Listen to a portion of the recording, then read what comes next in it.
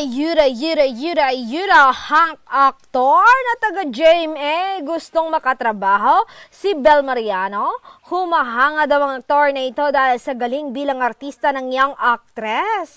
Nagsimula daw siyang humanga ng mapanood ang recent teleserye nila na Can't Buy Me Love. Sabi pa ng aktor, sobrang bata pa niya pero ang galing niya na, parang ang tagal niya na sa industriya.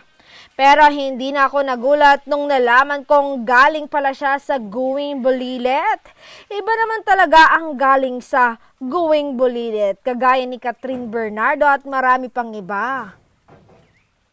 Dagdag pa ng aktor, sana may chance na makatrabaho ko siya soon. Parang ang dami kong makukuhang aral sa kanya. Ang tanong, pabayag ba ang kanyang boyfriend na si Donato Pangilinan?